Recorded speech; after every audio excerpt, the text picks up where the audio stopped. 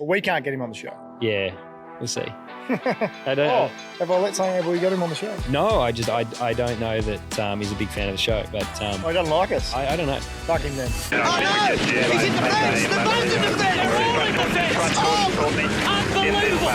Sound check. Sound check. We're sound checking in our new sound check stubby coolers. Cheers, mate. Yeah, well, they finally turned up. I was actually a bit disappointed. I've ordered a bunch of merch and they just never seem to turn up. But we're not at the bar today either because we've got a big couple of podcasts tomorrow and we need 4 seats. So I've set this one up, moved us over here. The bar's behind us and we got very excited to have Earl Evans and Steve Blackmore in tomorrow, who are both shareholders in Triple Eight. And Earl is also a shareholder an investor in Race. So excited to have those guys on and talk all things supercars. Could get a little controversial at times. Steve's been outspoken already in just the last week or so about one of the employees from Supercars being let go, or actually not let go. He left and felt like it was a really missed opportunity there. So I'm excited to chat to him and Earl as well to see what they think the direction of Supercars should look like. I think it's going to be a really interesting chat. So let's kick it off with, subscribe, turn notifications on so that when we do these podcasts, you get notified that they are on. But it's something, looking forward to having those in. We've got Scotty Mack as well tomorrow. It's huge. Big day. It is. We've been trying to line that one up for a couple of weeks. We've finally teed that one up, so I'm very excited about that.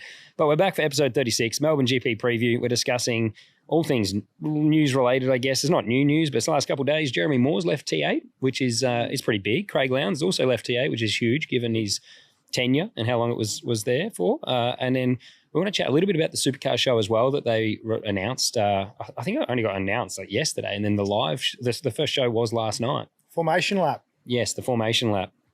I also want to announce we've got a new partner on the show, Shaw & Partners. Hey. Shaw & Partners Financial Services. Very stoked to have those guys on board. They're a big supporter of Supercars, and Earl, the owner of the company, is investor in Race and Supercars, as we mentioned before, and they're going to come on the show. But loves all things motorsport, also supports the Ironman series, and he's just, really looks after athletes, and he loved what we're doing with the podcast, which is actually really cool because I know that some brands might think we're a bit of a taboo at the moment and still be a little bit afraid to get involved, but it's great that the partners we have support what we're in for and want to just see more content, and without their support, along with the guys and girls on Patreon as well, we can't keep doing it. So massive shout out to Shaw & Partners Financial Service. Appreciate the support. East Coast Car Rentals, AHU15 for that discount. You recently booked a car and forgot to use the discount yourself, Elliot.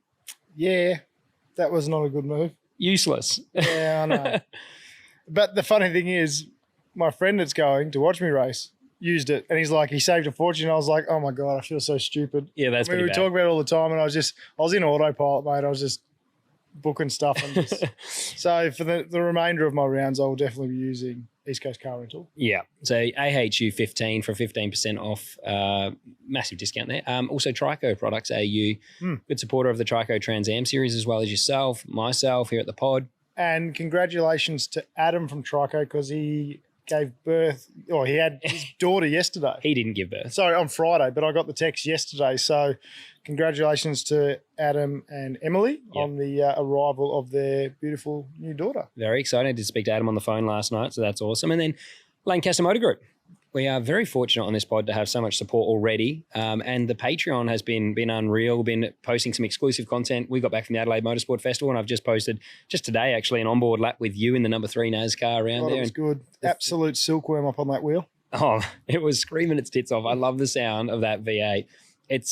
I'm very glad that Supercars have not gone down the path of anything but V8 so far, but driving those NASCARs was unreal. And the experience at the Adelaide Motorsport Festival as well, I was not surprised by. I knew it would be good, but it did impress me just how many cars were there. I think it was like 200 entrants, and almost, I guess there's something for everyone, 2 wheels and 4 wheels. Not promoting the event. We went there, we did a live show, but I genuinely, I'm probably biased. I'm from Adelaide. I loved it. But I think the circuit worked well. I'd like to see a little bit more work done on the circuit, just the walls and making it a little bit clearer. Like the hairpins were a little bit vague. We said too, like the in and out should be swapped so you can actually exit the circuit midway through a session if you wanted to go back in the pit lane without having to stop on track. Yep. That to me, I don't know. Yeah, I'm sure there's a reason why they maybe haven't done it, but if they haven't thought of it, maybe Tim can change that up for the years to come, just where we were entering back off the circuit, make that the onto the circuit and vice versa, because some cars struggled with lock to get in and out, and like my foot was on fire in one of the sessions. Oh, and I couldn't come in because I was like, I don't want the boys to think there's something wrong with the car and stop on track, but also like I'm burning the shit out of my foot right now. You're just soft. That's all it was. It wasn't that Melted, bad. I didn't see the fire. Melted my new boots. I'm down a right boot. You need to find a sponsor that can give you a boot. But yeah, I think that there's a few little things that can be fine-tuned at that place. But in all, one big thing is obviously being able to exit the circuit, I think, during a session. Because even 15 minutes, it's long enough that, some of the old boys are out there driving around some pretty tough cars. They're not like, they're all old cars. They're not easy to be steering. We had a couple of blokes wobbling around in front of us. One of them even spun. The Ambrose car spun in front of us when we were having a bit of a mock race. That was pretty funny. It was funny when we'd come up on the back of some of those boys, you'd see them try and go faster and start dumping the clutch as they're turning in, and rear lock creeps in. And, the cars are not, new cars now, especially like a Porsche or something, it's got that auto blip, and you see those guys driving around with the paddles in those road cars, but you chuck someone in a NASCAR, it's not racing regularly. The stock cars weren't easy to drive, that's for sure. So yeah, but event was great, mate. As you said, heaps of entries, something for everyone. Yeah, I'd been there back in 2015. It was the last time I was actually at the event, and it's massive now. Yeah. Very, very enjoyable weekend. So yeah, anyone that is a motorsport enthusiast, they had bikes there as well. If you're into that stuff, it's just so much fun. And we actually mentioned it on the Sunday, heaps of people there, but a lot of women too. Yeah. Like it was, it wasn't just blokes there drinking beer, enjoying it. Like it was actually a big family event. Yeah, I was surprised how many women were there. It looked probably 50-50 to me. I mean, most of the guys were there, probably had their partners with them or their wife or whatever there. So it was, big spectacle. It was really cool. I feel like Drive to Survive has still flowed on to even events like that, because a lot of the girls that were walking around are in like retro racing merch. Like I saw an old Jordan F1 shirt there one girl's wearing. And it's fashion, like they're wearing like the oversized old NASCAR jackets and tees these days. So I think it's cool. But yeah, if you can check it out next year. We did a live show as well with Stefan Johansson and Tim Possingham, who's the founder and event director of Adelaide Motorsport Festival, which was really cool. It was our first live show. And what a guy Stefan was. It was very good. What a cool dude. I mean, I'd love to get him at the bar. It'd be cool. If he ever comes to Melbourne, I just reckon if you got a couple of tins into him, the stories would really flow. But that was it was pretty cool to do our first live event to such a large crowd, because I was thinking about it after the event. There would have been a couple hundred seats there and it was full. Yeah, it was really good. And you do social kind of desensitizes you to numbers. Like you start going, oh, there's only 100 people, or, you might do a live with 600 people live watching you.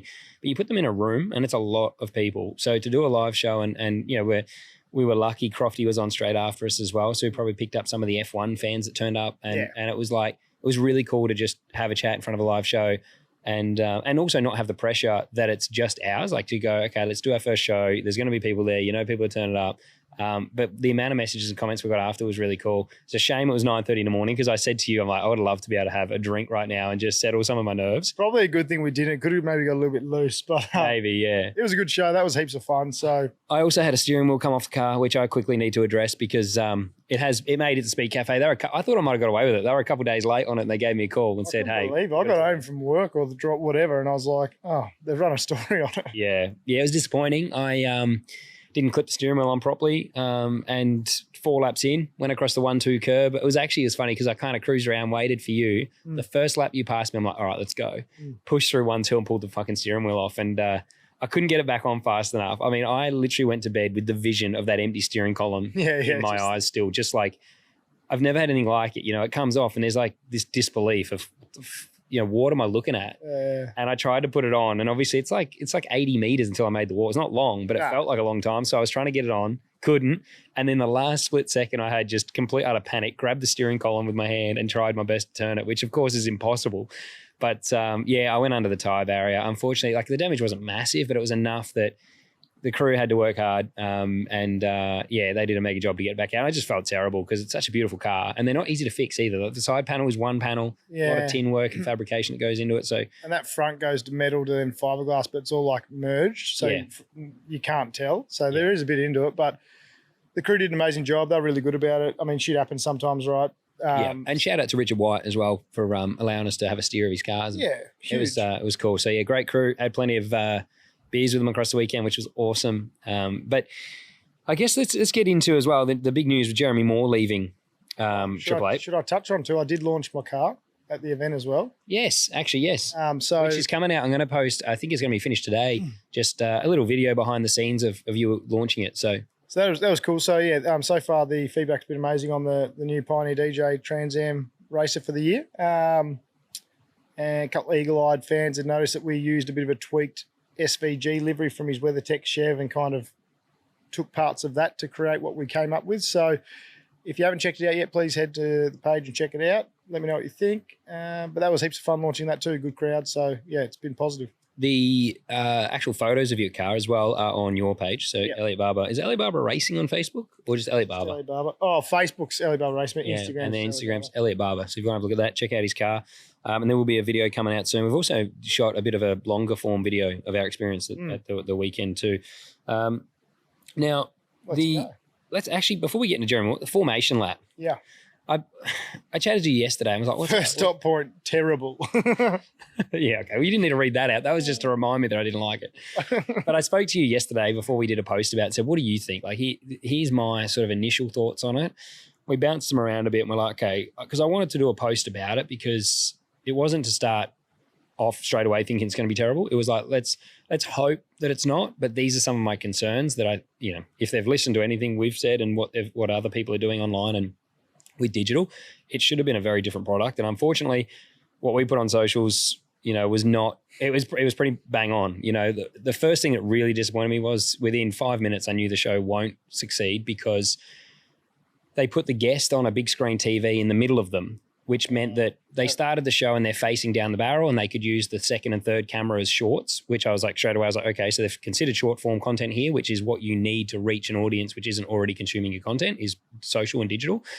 But then they put the guest on a big screen in the middle of them, which meant that the two hosts, Jess Yates and Crompo, had to turn around, put their back to camera and talk to him on the big screen, which automatically meant the second and third camera, which was their tights, they couldn't use or cut to, which means that you don't have options for socials, which I spend a lot of time here planning where the cameras go because I know that you create the long form for the short form. It's like rule 101, anything you watch, it's the long form creates the short form, and that's how you reach people that don't know you exist. That's how you promote episode 2, and that was something that really stood out to me at the very beginning. It's also too, if you're doing a TV show, just fly them down. I know. Usually like we've said here, we do the odd guest via a link if they're overseas or it's just too hard and we really want to talk to them. But most of the time, how many times have we've waited on Murph? Yeah. For like 6-7 months because we're like, no, Murph's someone that we really need to get in person at the bar. So we'll wait to make it right. Exactly, yeah. So to me, if you're doing a TV show, surely there's budget there to put them on a $200 flight down to Melbourne and get it done or wherever it's getting filmed. And then I did see feedback on Brock Feeney's camera had the background blurred, which obviously is standard. Like Zoom calls you do that, but on a broadcast channel, it looks really average. And that was some of the feedback I saw in the comment section. But, for Fox Sports to produce something where the hosts end up having to have their back to camera, it was just like a massive oversight. I don't understand how that. What was the content happens. like? I didn't watch it. Content was literally this identical to race weekend. Yeah, so it was. That's what I thought it'd be, right? It was just the same, and same people. So I felt like they missed the mark to introduce maybe some new hosts, trial some stuff. I'd love to see someone totally different, and that seems like a good opportunity. I also think it was an opportunity that should have been on YouTube, just because the audience on Fox are the audience that's already following us. So it was only really criticism of mine because they announced it as if it's going to be a whole new, midweek thing. We're providing more content to get fans. And so I think it's important that we're trying to reach people that don't follow the sport already, which means you got to create cool content that works on digital and long form. Yeah. YouTube is free and it reaches a lot more people. If they need, they could always put ad spend behind it as well and really send it out to the masses with a targeted marketing campaign. But yeah, that was really my feedback, and the content was just race weekend stuff. It was cool to see that Cam didn't wear team uniform; he had his monster hat for casuals. Brock wore team uniform.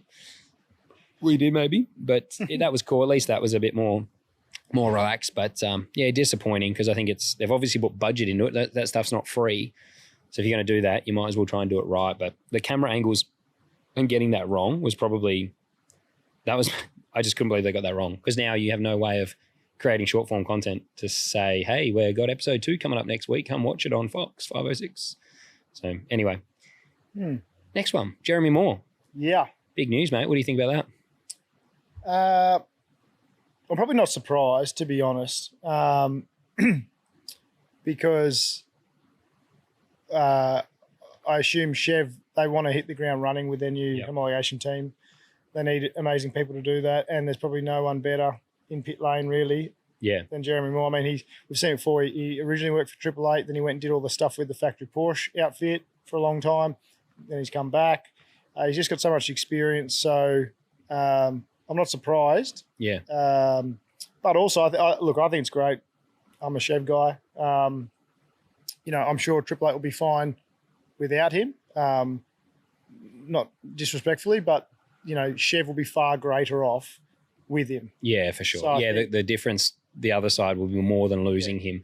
Yeah, they will miss him for sure, but there's enough people there that can fill that gap. And like you said, he's been to Porsche. It's not the first time he has left and the success continued, but it is going to be, I think the next few years, it's going to be tough because, when you're at the top, there's always someone coming for you. There's always, at the moment anyway, like it looks pretty cutthroat out there with people trying to poach. Whether RD is involved or not, we will never really know, because I was on the phone to him yesterday and he's telling me that he's not, but I'm like, mate, we need these rivalries anyway. It's not really poaching though, because I see it in my day-to-day job with recruitment. That's what we do. And when good people leave an organisation, they go elsewhere and they're not bound by any contractual agreements.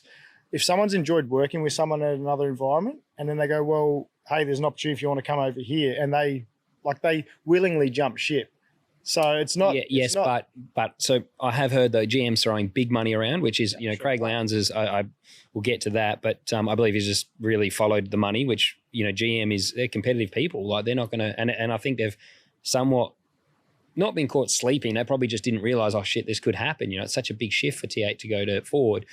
And now they're really on the front foot and making sure they do lock down people. But you say it's fine when the contracts aren't in place. But there's a non-compete in place, I believe. There's 6 months left on a contract. Well, I mean, there's big things in place. And they haven't, I heard the money is like $500,000 a year or something. Like they're starting to throw money around that does actually, it is poaching. It's not saying, hey, you're unhappy, you want to come here? And then they go, yeah, cool, we'll come over. I think they're literally going out and targeting, and I heard that DJR did the same as well. Like I think that one thing I heard was they're trying to get staff and they're offering crazy money. And the thing is, it's not necessarily just because they think that staff member's super talented, but they know it will hurt the company that's currently employing them. So that's what I think T8's probably facing at the moment is competitors going, we can weaken their program by obviously strengthening ours, but trying to get their staff too. Yeah. What I'm getting to though is that the person has to obviously agree and want to move there. Oh, yeah. So if they were really happy where they are, oh, it would never happen. It doesn't. Exactly. So that's what I'm saying. Like if they've enjoyed working with someone and then they go elsewhere and they go, you know what, I really enjoyed that atmosphere. I want to go challenge myself in a new environment. Yep. Like it's kind of a double-edged, like it's a 50-50 thing. Yeah. Yes, someone might have approached them and said, hey, grass is green over here, come for a ride. But they've got to go, oh yeah, cool, I want to do that. Yeah, exactly. Yeah. And I think the way that Gen 3 works at the moment is probably not satisfying a lot of engineers that are super motivated to design, and there's just not a lot you can be doing. Well, the design element's gone, isn't it? Yeah. Unless you're part of a homologation team. Yeah. You're just buying parts, bolting them on the car, and then a couple of clicks of damper here, bit of like, which even though with homologation, once that process is done, what do you do? And I mean, the cars, unless they reintroduce the new body shape or whatever for Ford, it's going to be, I don't know what that program looks like, but I did think maybe with T8 switching to Ford, it might entice Jeremy to stay, but we don't know if he's unhappy, if he's looking for some more of a challenge. You just, like you said, you won't know, and he's taken the jump and moved somewhere else, which is good for GM fans to hear. I think he's likely to pop up in the IMSA program, and I'm sure he'll still be part of the homologation process for GM as well as an advisor. Yeah, I was going to say they're both obviously global car companies, and they've both got global racing programs. So he's obviously thought that whatever GM, I mean, Ford's global program is huge. It is.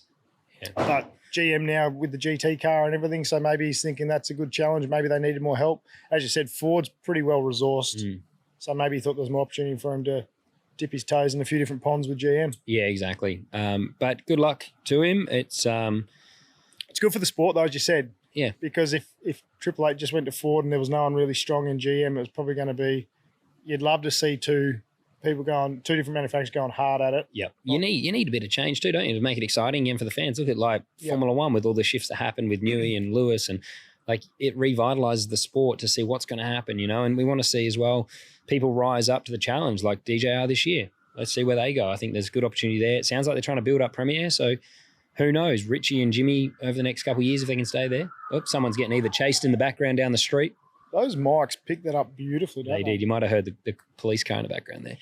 But, you know, I think for Jimmy and Richie, if they're there over the next few years, they might end up with a real good opportunity with a team that looks like they're trying to rebuild because, you know, when you read the articles, it sounds like Premier is trying to get staff. But that was where I got that line where it said that RD might be believed to be behind it, and he was spotted at like Sydney and stuff. So I was on the phone with him yesterday just giving him shit. What did he say? Because we spent a bit of time with him in Adelaide too, giving him a bit of shit out there. Yeah, it was funny, wasn't it? He was driving a Jaguar in Adelaide, and it was an old. Well, it was a Group A Jag, so V12. Absolute weapon of a thing. It was pretty cool. Yeah, it was. Yeah, I was out there in the Sierra in the same group as him, so had a bit of fun rolling around with him. It was cool. Yeah, I went down to him, and we did film this. That he didn't realize at the time he was on camera, but I walked up to him, and I hadn't seen him yet. And I went down and said, "Hey, RD, I've just heard there's some fucking hazard driving a Jag out there. Do you know who it is?" And he's on the limiter straight away. Like, "Oh, what the fuck? It's not me. It's not me." So, yeah, it was good to bump into him and give him a bit of shit. But I don't know, mate. I'm sure there's some truth behind it that he's there, but he's never gonna let that on.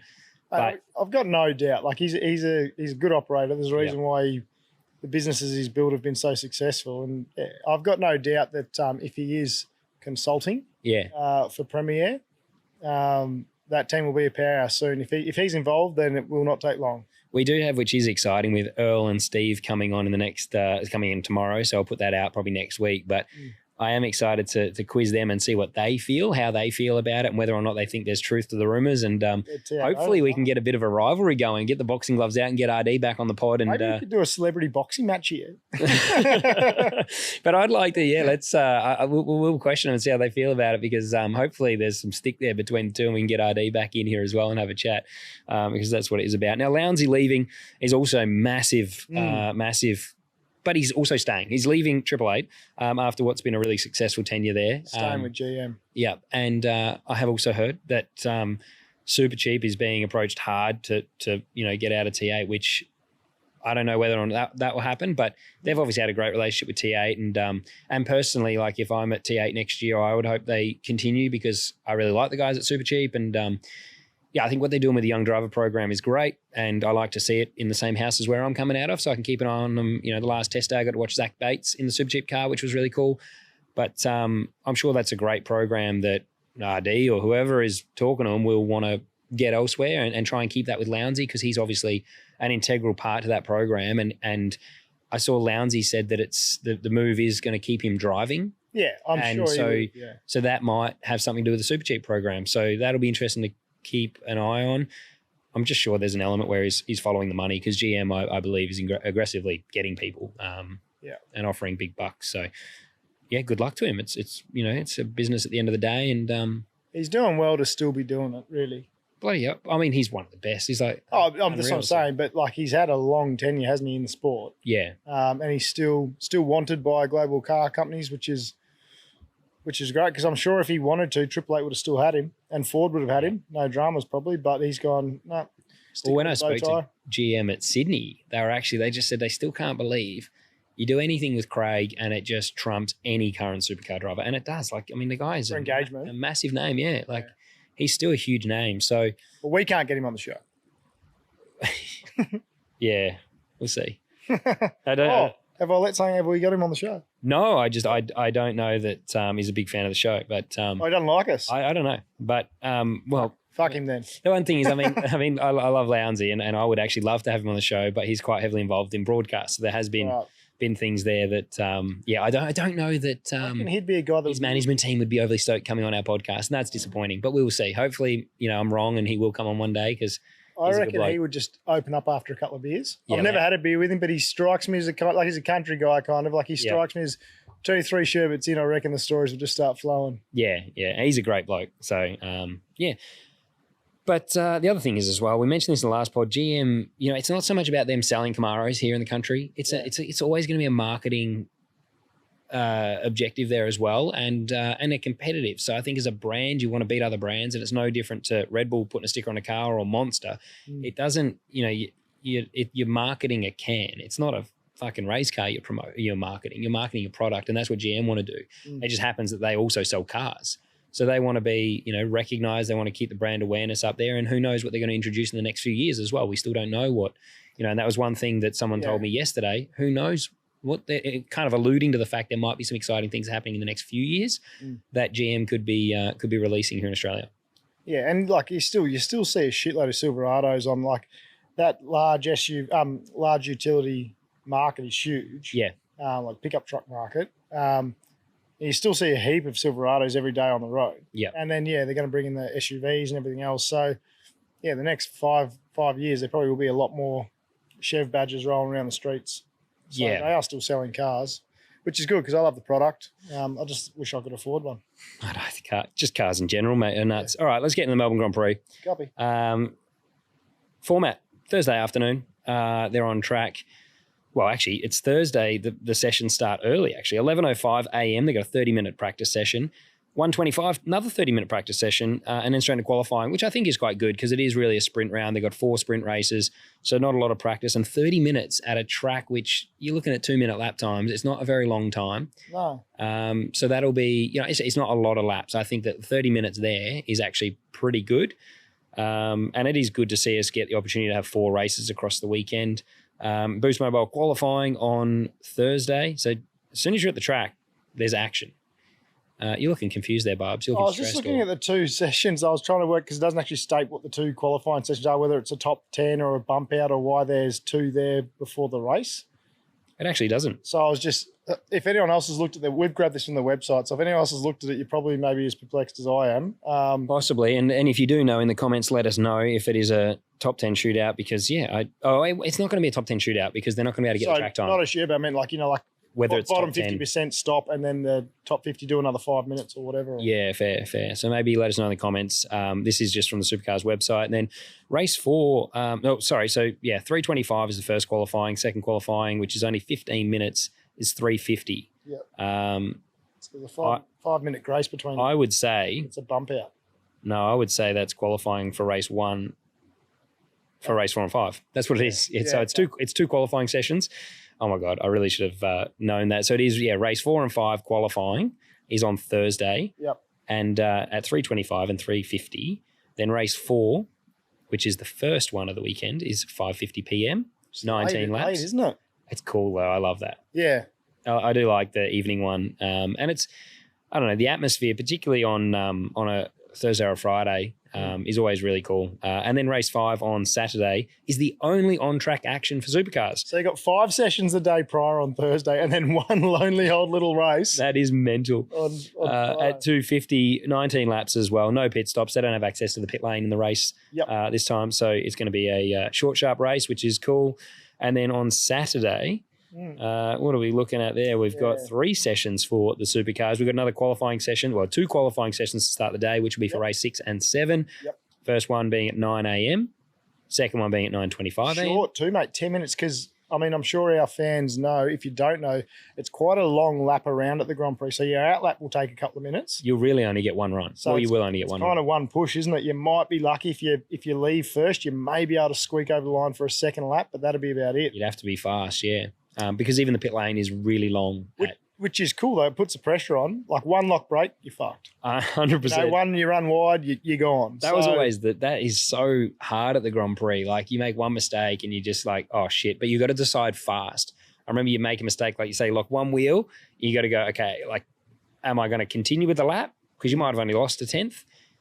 Or do you bail out? And you need to make that call straight away. Because even if you lock a wheel into 1, if you go through 2 and push, you've just used up the rear right tyre massively. So it's like, as soon as you lock a wheel, you look at your reference, you're like, oh, I'm done. No, that's it. Like, pull the pin, cool the lap down, and then go again. That's what I was going to ask you about. Because it's such a long lap, obviously phasing your tyre in, what point did you used to pick to go? Because obviously if you go too early, you burn the thing up before you start the time lap. So did you have like a reference point that you used to use there? Exactly. You don't want to go too early because you have no dramas really getting tyre temp. It's the one track that is unique in that regard where you can cruise around for the first half of the lap and really just build brake temperature. And then probably turn 11, 12 and 13, which actually is different now, I believe. That was in the old circuit. Now it must be like the fast left, right, which I think is 9, 10 and then up to 11 is when I really start to load that front right tyre. That left hand is really important because the only other left you really get is the second last corner. So that fast left, try and load that tyre as much as you can up through that fast section and into the quick left. And then it's all right-handers. So no dramas again with the left, but you still do not want to come through the third last corner and load that rear left tyre too hard because you'll end up flying the thing and you get halfway through your first flying lap and you're out of rears. So I actually enjoy that. It's like trying to find the go point. You don't really know if you get right until 3/4 of the lap, 3/4 of the way through your flying lap. And that's when you find out if you've overdone it. You still got it or you haven't. but equally, sometimes you leave it too late and you roll down into one and she just peels the front tyre off it and you got understeer and then you load the rear right and it's got fucking wheel spin because the tyres are too cold still. What's the you've now raced there in the Supercar, but you also got the opportunity to do Career Cup there last year. What's it like in the Supercar? It like fun in a Supercar? Because some tracks, I've found some like tracks are built for high aero, like Formula One cars, open wheelers, can sometimes in a touring car not be that exciting. What do you like it? It's funny. Like, just as a lap, racing aside and the whole event aside. As a lap, I do like it, yeah. It really does depend on the car, though. Like, I've had some cars there where they fucking sucked, and then I've had the one which won. And the thing, like that race when we were fast that weekend when I was quick and we got the one race win, it really felt like I could lock a wheel in one and still qualify fifth. Like make a mistake, still be at the front, and you're like, oh, this is great. The track's awesome fun. And then equally, I remember going there DJR and being on the back row. And I'm like, this track fucking sucks. Like you just got, you clear the brake in the middle and the corner's so long, you still get push. You get on the throttle out of turn one and that left-hander feels like, I don't know, it feels like you're in it forever. Like you just cannot get the power down. So what do you want in a race car then, mate? Just bulk front? Is that what you're looking for? No, I've kind of, it depends, but I quite like having turn after the apex because the corners are quite long. But then you need loaded lateral drive. So when you pick the throttle up, you want the rear tire to take a set and actually drive because you kind of know if you're going to be any good out of turn 1 through 2. If you come through 2 and the car's just snapping, you're in for a world of hurt. You just got too much turn in the thing and it's understeering. But it's I don't know, really, like some of the fast cars I've had there, I'm like blown away by. It just feels easy. Like you can roll the minimum speed, you got front, but the car's not edgy either. So you've got front grip without it snapping, which is unusual. Usually you want one of, you want both, but you don't normally get it. But the Grand Prix is just like the tail and bend track. You can lose a lot of lap time there because you spend so much time in the corners. I guess similar to Sydney Motorsport Park. Like it's kind of like if you can't roll the middle of the corner with good front grip, you're peeing nowhere. It doesn't even matter how good your drive is because you never get there. So do you think Sydney would have been a good form guide for us? Being that there are, obviously Deg's not as bad at the GPs, mate. But no, it's not. But the style of corners are medium to high speed, flowing. Yeah, and I think the new 25 tyre lasts quite a long time, so I don't think we're going to see the Deg drop off. The tyre I drove it on the ride day, and it still doesn't feel great behind a car. That all still feels the same. And even speaking to Brock, the tyre is like, it feels no different in traffic. It feels the same. But when you're on your own, you can run around and it doesn't Deg. So I think that it will be better at the Grand Prix, the tyre. But I honestly, I don't know what we'll see. The sprint races just always bring up exciting racing, I think. But, we've had blistering there in the past. It's 19 laps with no pit stops. It's not like a short race. It's still 2-minute laps. It's still 40 minutes of the same tyre. Who knows? Like if there is blistering with this 25 tyre or not, there may well be. So I'm genuinely like, turn the TVs on. I think it'll be good to watch. Because we've got the sprint races. They generally do throw up and they're short. There's no pit stops. So there's no strategy. So generally it does throw guys are like, fuck it, let's have a swing. Yeah. And like the racing's quite aggressive, I find, because they know they've only got to survive for a short period of time. Like if they can get that track position early, you can probably hold someone up for 5-6 laps and you'll be all right. And also the format with the points. So every race weekend is 300 points. But obviously if you divide that across the 4 races, you're looking at 75 points per race. So if you have a crash or you lose a few spots with a mistake or a pass doesn't come off, you're only ever going to lose a maximum of 75 as opposed to 150 on a 2-race weekend. So that's also a good incentive to just have a crack. Got to risk it to get the biscuit, guys. So if you are listening before race 1, just send her in there and see what happens. Life in general. Good advice from Elliot Barber. Saturday's race as well is at 5:40, so a cool evening race. Hopefully there's plenty of fans there to watch that one. I think that was the one that I got under lights, and I think there's a chance of rain this weekend, so maybe we'll see something similar because that's probably one of the coolest supercar races. Sprinkling before, mate. As I walked across into the studio, I got a couple of raindrops on my head. There we go. Hopefully we'll see something different this weekend and some chaos. Sunday is just one race, mate. Race 7. 10:25 a.m. Be there or be square. Yep. 14 laps, so it's shorter in duration. So, again, great incentive to everyone wants to finish their weekend on a podium. So it is interesting that they're all 19 laps across the weekend except the last one. Obviously, with the Grand Prix, that's a priority. And hopefully there's not too many safety cars because I'm sure that race will get shortened real fast.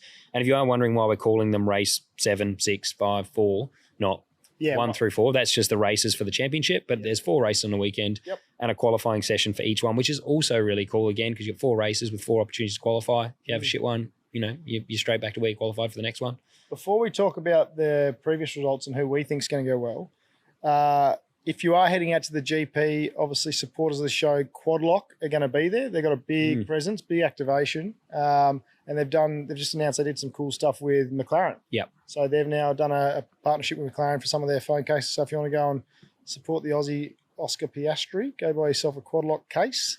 And they do also Lando Norris ones if you're a Lando fan. Yeah, and you may also have seen on our socials, we did a little chat with Dom Story from Quadlock. They are partners with our pod. We've got some exciting things coming with a product of ours, and we'll be at the Grand Prix with Quadlock. So very excited to have them as partners of the pod.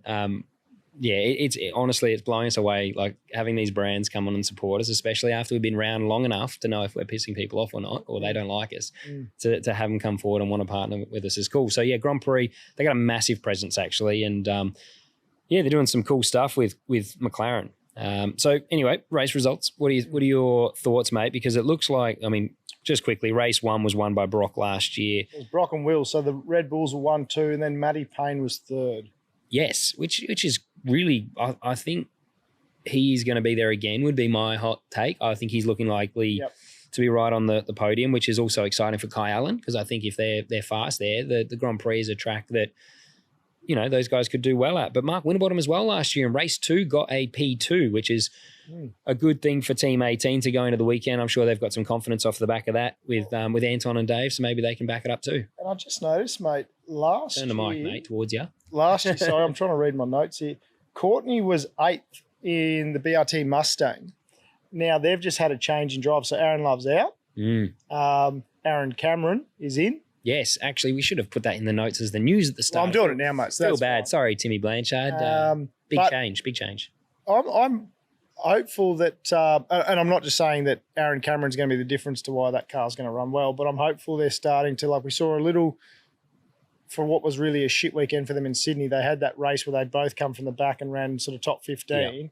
James has good form there in the past. Last year in a BRT car, he was 8th. So hopefully for that team, they've had a big change, obviously, in the last couple of days. It's always hard to get a driver out mid-season or at the start of a season and bring someone else in, but they obviously, both parties, Aaron and BRT, obviously felt that was the right thing to do moving forward for both their...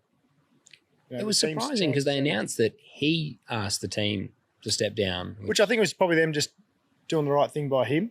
You would imagine. I'm sure he probably wasn't happy either. No one wants to run 20th or last every weekend. But so that'll be good for them. I'm hopeful that BRT put on a good show.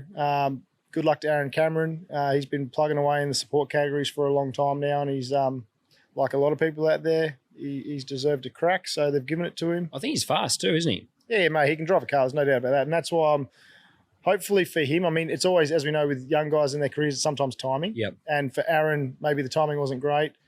Aaron Love, that is. For Aaron Cameron, hopefully the timing's right where when he jumps in that seat, they're just starting to hit their straps and they can start to turn out some speed and get some good results. So that'll be interesting to see. But what do you think? Well, I'm interested to see how Cam Waters goes because last year Chaz had a really tough round 2 at the Grand Prix and he maybe wasn't as dominant as Cam, but he was still very fast last year at Sydney Motorsport Park, Chaz was. And then to go to the Grand Prix and he had a bit of a struggle, lost the championship lead there. And I don't know if it might be sort of more of the same. You'd think they're similar characteristic tracks, but going by what happened last year with Chaz to the Grand Prix.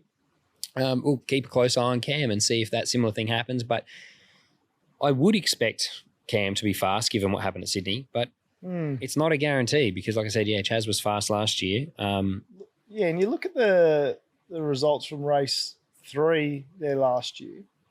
You had Brock and Will Stills, the standards 1-2, but you then had Chaz. But you had a couple of smokies in there. So you had Dave Reynolds in 4th. Yep. You had Hazelwood at the time was driving the Erebus car, and he was 6th. Jack LeBrock was in there as well. Richie, Slade Dog was in there.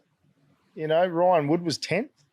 So yeah, there's a few, and I think what really hurt Chaz looking at it was the first race he finished 17th. So I'm not sure what happened there, whether there was a drama. I would say that's probably more to it. So, but you go to race 4 though, and we got an absolute a shock to the system when Percat stuck it in P1. I know, and he drove unreal. I remember watching that race, and Brock or Will took the lead off him. Yep. And it must have been Will because Will's finished second, but he did the switchback, and Percat just outclassed him. Yeah. So and got the win. So when I say shock to the system, I guess for MSR, not for Nick necessarily, but so they'll be going in. They've done the chassis swap after Sydney. Yep. I believe. So he's jumped in the car that Cricky, which we touched on in the last pod, drove. So that'll be cool. But and we've also said that we think DJR are going to hit their straps by, you said about round 2, wasn't it? Yeah, I actually thought this could be the track that. Yeah. And they've got form there. I mean, Will Davo wrapped up 6th there last year in race 4. So that's not amazing though, is it really? 6th. But they've had a big spend. You would imagine the cars are hopefully a little bit sharper now. But the thing that I guess surprised me was I think Davo had pole last year at Sydney Motorsport Park for a race. Yeah, you're not wrong. So maybe, I don't know. It's so funny. All you can do is sit and watch and see what does happen. We can try and predict, but chances are we're going to be nowhere. Give me your top 3 for race 4 this weekend. End of the race. Not early in the weekend, but just Sunday. Who do you reckon's top 3 once all the dust is settled? I'm going to go Matty Payne for 3rd. Okay. Race 4, so there's just one race. Just the Sunday, yeah. I'm going to say Will's not on the podium. Sorry, Will. Will Brown. Will Brown, yep. not on the podium. I think Brock will win. So who's P2? Fuck, this is hard. Because I want to say Waters, but then my gut's telling me that maybe the car won't be as good as I think it'll be. I'm going to put Brody. I was just You were? that, yeah. So I'm going to go Brock for the win, Brody for P2. But I do think Brody could win a race across the weekend. But if we're just doing race 4, that's it. Brock, Brody, and Payne, which is a pretty mixed up podium. That's like 3 different teams, 3 different drivers. I'm going to go Golding 3rd. Oh, yeah. Premier. I'm going to go Brock Feeney winning. Yep. And I'm going to go Will Davo 2nd. I'm split. So wait, what's your order again?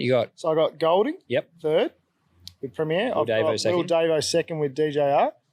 Let's go Tommy Moore. Tune that thing up. Yep. And then I've got Brock Feeney winning at Red Bull. Yep. So we both got Brock for the win. I'm just because I'm with you, and God knows why, but I am thinking that Tickford won't be like they were at Sydney. Yeah, I don't know why. I don't know why, because everything's telling you that they will be. Everything's saying that they should. Cam should go and be 2 tenths up on everyone again, but yeah. I don't know, and that's only for race 4 Sunday, so anything can happen till then. It is Grand Prix weekend. Who's your pick for the win for the Melbourne Grand Prix? For Formula 1? Formula 1.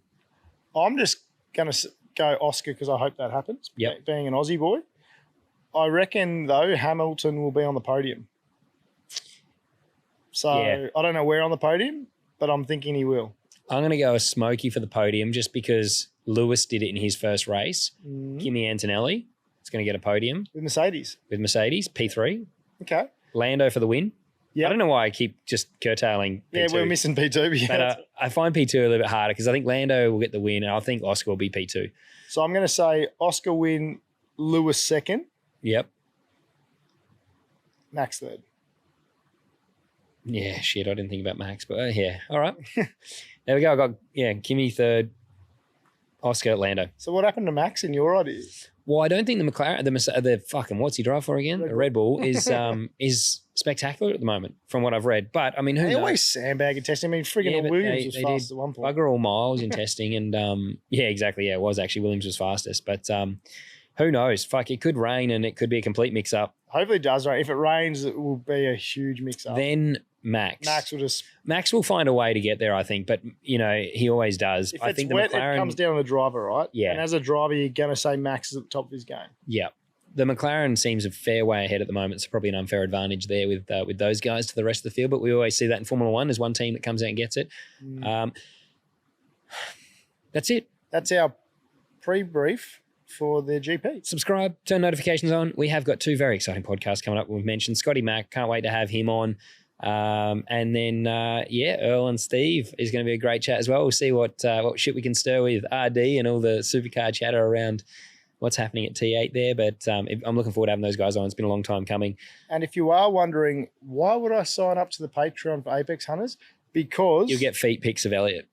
We can probably arrange that. But you do get a lot of extra content, like the onboard laps from Adelaide, all the different stuff. We're giving away tickets to the GP. We are. So today I'm going to do it live after this. We'll do 2 4-day passes for the Melbourne Grand Prix this weekend to Patreon members only. Yeah. So we've got memorabilia as well. We're going to be doing monthly giveaways now. We've got a memorabilia. ZMM is coming on to support the podcast, and they're going to have monthly giveaways, and it'll be memorabilia of pretty much every driver. Chaz, they've done it. They have literally made merch, framing and everything for almost every driver and every team in the country. Huge value. So there is a lot of value to doing it. Not only are you supporting us so we can create better and more content for you, but the big thing for us is you guys have to get something out of it other than the content. So we're trying real hard.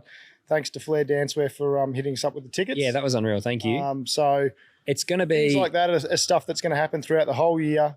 So please do look into it. And if you can, we'd love your support.